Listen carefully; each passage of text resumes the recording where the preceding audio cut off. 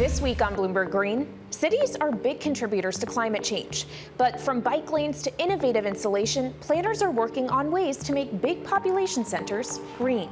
For many of our cities, in the richest cities, they've got to achieve 70–80% reductions in their current carbon footprint in the next 7 or 8 years. Bringing the heat. We talk the new role of heat officers and their efforts to combat global warming. We're looking at potentially going from 7 days a year with a heat index of 105 here in Miami-Dade to close to 3 months a year by mid-century. And from Colombia to Copenhagen, we dive into how cities around the globe are transforming to become more sustainable. We have provided them with good bicycle infrastructure, a harbor you can swim in, and all these other things that make cities a nice place to live. From Bloomberg's world headquarters in New York, I'm Kaylee Lines, and this is Bloomberg Green.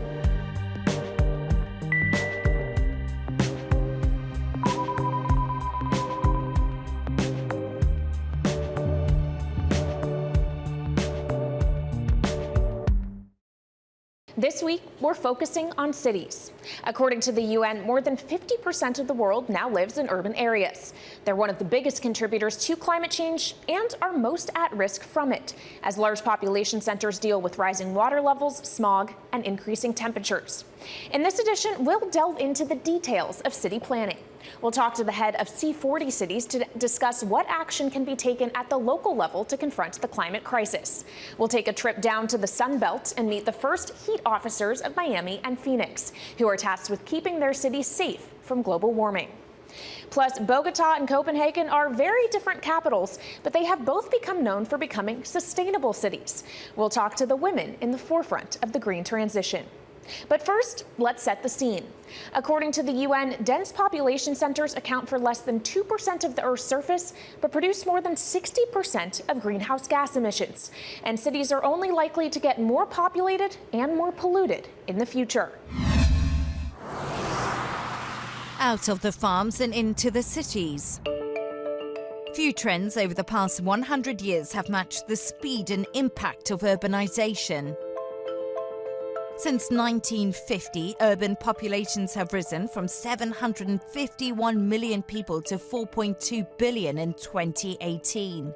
Over the next few decades, growth in cities will continue to shoot up. But this trend has been a major contributor to climate change. According to the UN, cities are responsible for more than 3/4 of all global CO2 emissions. Among the biggest contributors, transportation and buildings.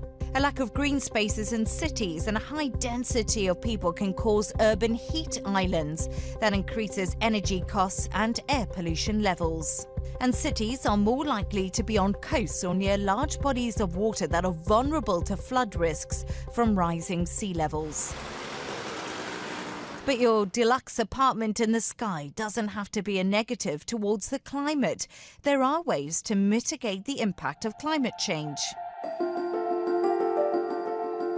Using renewable energy in buildings and transitioning away from fossil fuels can have a big impact, as buildings are responsible for 60% of emissions in an average city. Urban planning with green spaces can improve air quality, and building a city with transport options that make it easier to get public transportation or ride your bike may seem like a small change, but the #1 source of air pollution is traffic. Getting more people to ride share or use an electric vehicle makes a significant impact on air quality as well. But whatever their tactics, cities must be part of the solution and not just the problem in the future. Leanne Gerrans, Bloomberg News. So now we've discussed why cities are so important and vulnerable to climate change. But what can city planners and the private sector do to make a difference? To find out, I spoke with Mark Watts, Executive Director of C40 Cities, and Professor David Coley from the University of Bath. Mark, let's start with you. C40 works with 100 global cities, 50 different countries. Is there one universal problem that they all have in common that they face on the climate front? I think it's the simple one of running out of time to be able to decarbonize their societies and find an economic system that's going to increase people's well-being, standard of living, knowing now that for many of our cities in the richest cities, they've got to achieve 70, 80% reductions in their current carbon footprint in the next 7 or 8 years. So really, it's the kind of having that really science-based understanding of what they need to do to reduce their emissions whilst improving well-being. And David, what would you characterize as the top challenge facing cities? Buildings. They're the majority of the carbon emissions in any westernized nation. So buildings have got to be key. What can we do to make that better? Can you fix existing buildings, or does this have to be rethinking the entire design and construction of the buildings in our cities as we move forward? It's harder to do with pre-existing buildings, but the frightening thing is the industry has been very bad at just doing it with the simplest case, with new design, with new buildings, and governments have been very poor at supporting that process as well. So if we can't do it with new buildings, it's really hard to think how we're actually going to do it with the pre-existing stock, but it can be done. And various cities, Greater Brussels area, for example, have certainly managed to do it with new design. And Mark, to come back to you, if the issue really is time, and how are there immediate things that cities can do, knowing that time is short, in order to improve their ability to withstand a changing climate? Well, I think first is just having clarity on the situation. So all of our member cities, as a condition of membership, they need to have a really robust climate action plan where they've got a really strong idea of where the emissions are coming from within their city, and then very clear kind of year-by-year plans for all the big decisions that need to be taken in order to get that footprint down. So really good data. But then, I think clearly for most of our cities, the majority of energy is being consumed in buildings. So absolutely, yes. That plan for completely retrofitting most of the existing stock. So a city like Seoul in South Korea at the start of the pandemic set a target to retrofit, to redesign the insulation of all of their public buildings within the space of 2 years. Let's see, they're going to be the end of this year that we needing to hit that target, but then having really stringent design guides for new build also. I've just been at what will be the first timber-framed office building in London for 400 years, black and white, just down the road from the office here. And you can see here's a prefabricated timber building that is faster to build than concrete and steel, cheaper and lower carbon, so more of that. All right, so that's what we're seeing on the low-carbon building front. David, you have characterized high-carbon buildings as fundamentally having a morality issue. Can you just talk to me more about that? Yeah, if we look at a building, a very large office building, might be 100 meters by 100 meters in footprint and 100 meters tall, so a big building. That uses, just to run the windows at night, so the heat loss from the windows, about the same energy as 15,000 homes. That's not doing anything, it's just losing heat through the windows. So I would say that was completely immoral. I think there's an ethical issue with whoever designed that building, who allowed that building to be built, and with the companies that occupy that space. And that's just one example. So when we look at a building, we just say this is immoral, this is ugly. It's ugly through the harm that it's doing. Mark, I saw you nodding there. Do you have a thought on that? Yeah, I think that's exactly right, to bring in the question of morality here, because whilst all these individual decisions that might be made about the design of a building or the way that it's used and operated can be justified on their own specific financial grounds or the kind of need of the immediate occupants. You've got to look out now and look at the contribution to the whole of society from each of those individual decisions. Obviously, there's an imperative that government sets rules that require and enable us all to build and live in a way that doesn't harm the future of society. But pretty much everything we do from now on is going to have a moral question related to the future survival of the human species. All right, thank you so much to Mark Locke, C40 Cities Executive Director, and thanks as well to David Coley, Professor of Low Carbon Design at the University of Bath. Coming up next on Bloomberg Green, last year Miami became the first city in the world to name a heat officer. That is a role whose purpose is to protect its citizens from rising temperatures. We'll get the latest on the mission of a heat officer and why it's needed. That's next. This is Bloomberg Green.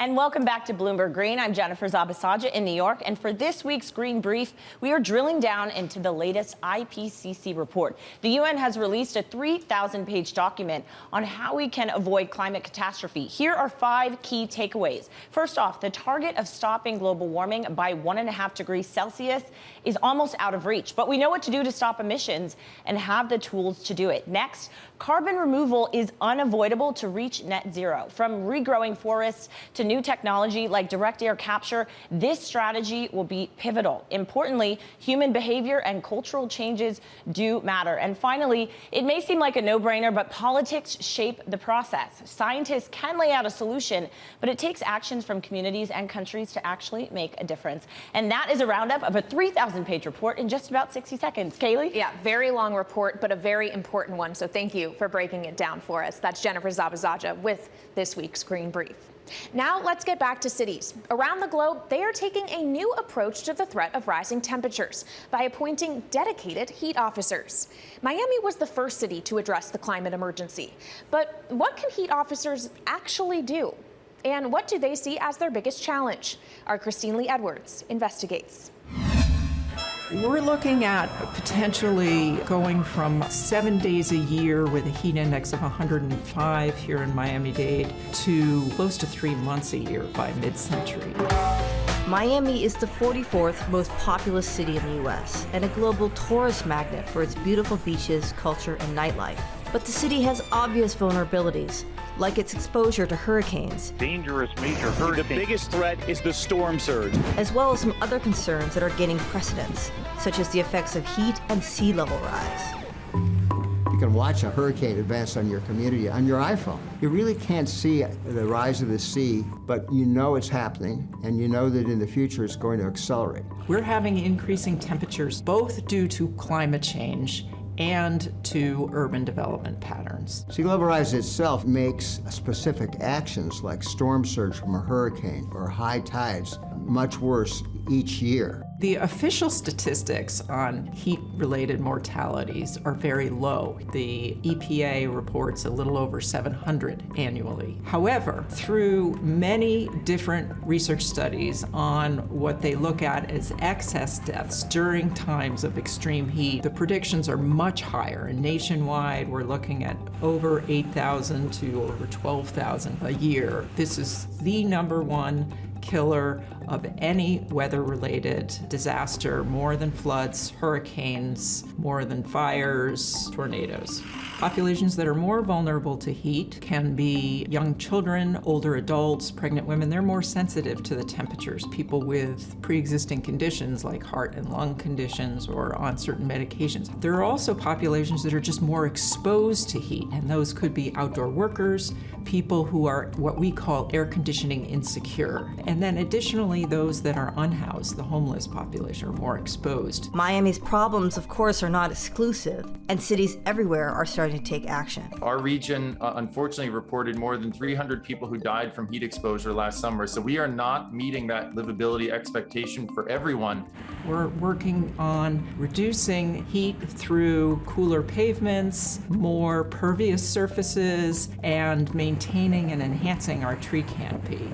On managing heat, we're working on training disaster volunteers and emergency medical technicians and healthcare practitioners just to better understand what are the signs of heat-related illnesses, how do we respond. We're also working on a public education campaign. But the trees that go in the ground this year are going to be 5 to 6 feet tall. We have to be looking 5 to 10 years down the road before those trees are providing meaningful shade to people on the sidewalks, which is why we also need to be thinking about other strategies like reflective surfaces and things we can do to keep people safe this summer, like having cooling centers. We have large public services that we're responsible for. The airport, the seaport, the transportation system, supplying drinking water. So these facilities are relied upon by our citizens, by our visitors, by industries here to be operational all the time, on demand. A new crisis emerging in Texas. We saw that a real tragedy a couple of winters ago in Texas with the winter storm. And if something like that were to happen in a large American city in the summer, particularly in the Sun Belt where it's already very hot, and we take away that critical lifeline of air conditioning, the public health effects could be quite serious. Air conditioning is the #1 user of energy in your home, and that cost is getting cost prohibitive for certain populations. Another area that we're working on is increasing funding and financing assistance to lower income homeowners and renters. Whether we're thinking about how much energy people can save on their air conditioning bill, when we add that up across a region with 4.5 million people, that's a lot of potential savings. When we're thinking about avoided emergency department visits, overnight hospitalizations, or even heat-associated deaths in some cases, the return on investment that's possible can be in the billions with a B.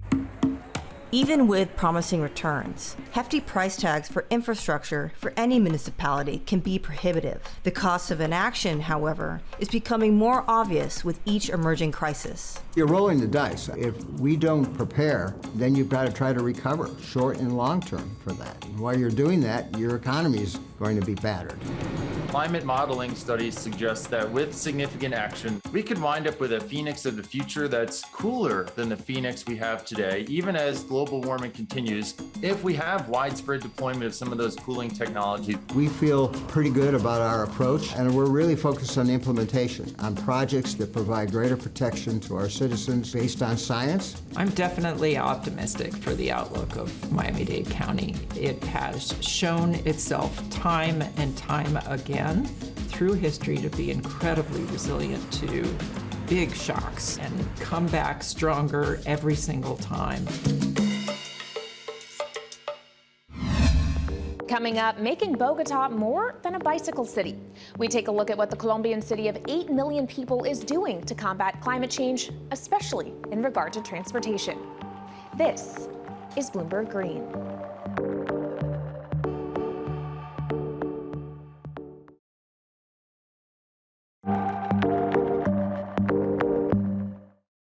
Welcome back to Bloomberg Green. I'm Kaylee Lines at Bloomberg's world headquarters in New York. Bogota was one of the most polluted cities in the world in the 1990s. But thanks to sustainable urban planning, the creation of greenways, parks, and more than 300 kilometers of bike lanes, the city is now considered to be one of the greenest in the world.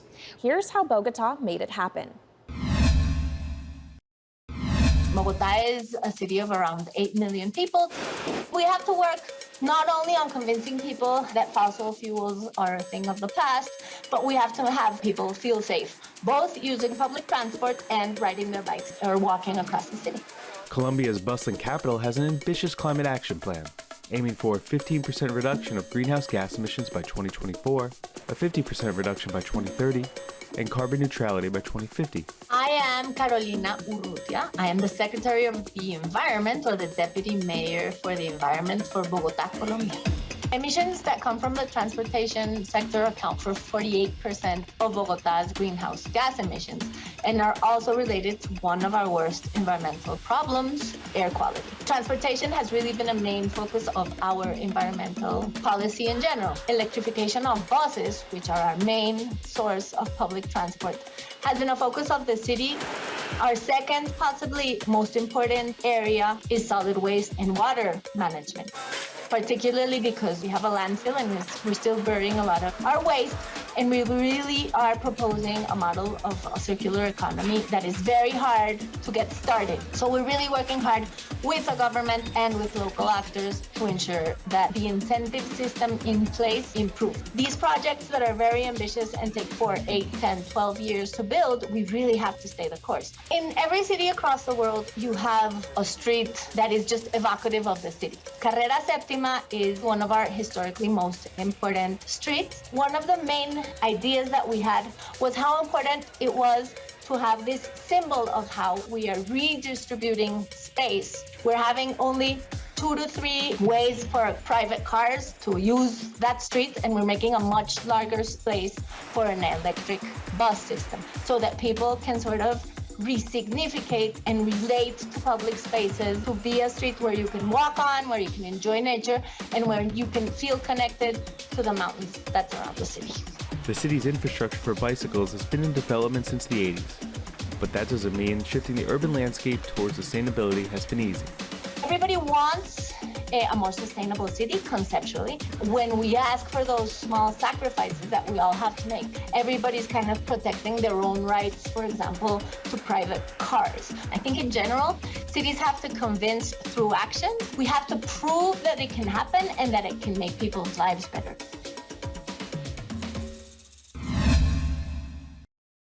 Now, let's travel 6,000 miles northeast from Colombia to Copenhagen.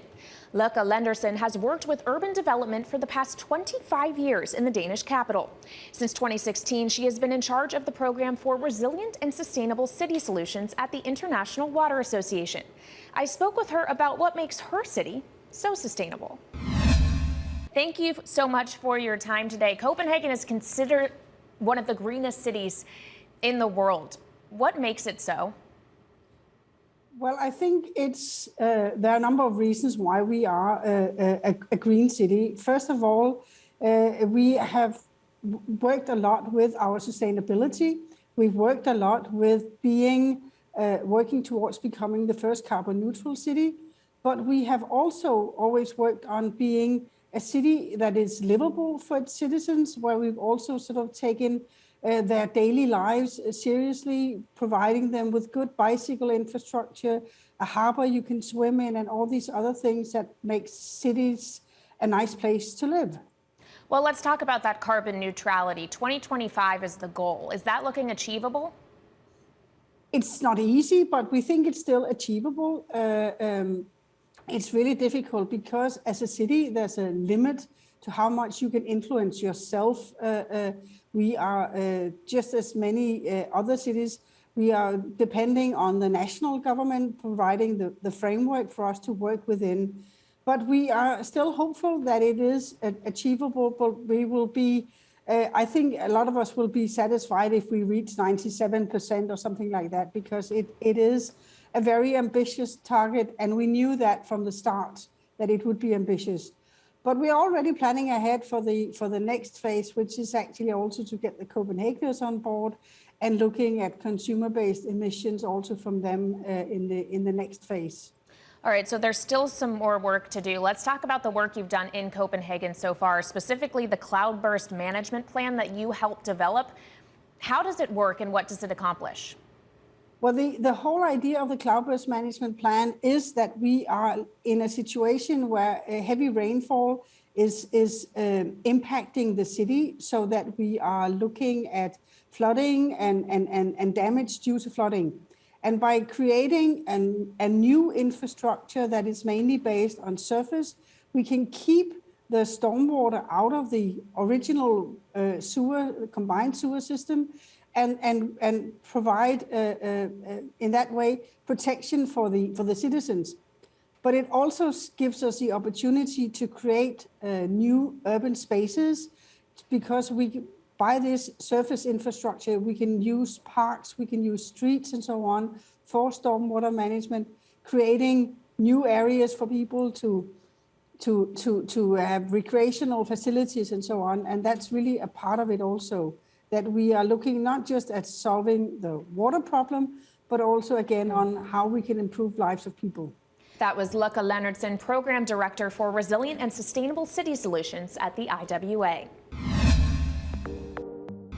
So as climate change shapes the future of our urban environments, it's changing how we move, how we live, and how we work. The trick will be, can we keep up? That's it for this week's edition of Bloomberg Green, but you can keep the conversation going by following us on YouTube, Instagram, and Twitter @Climate.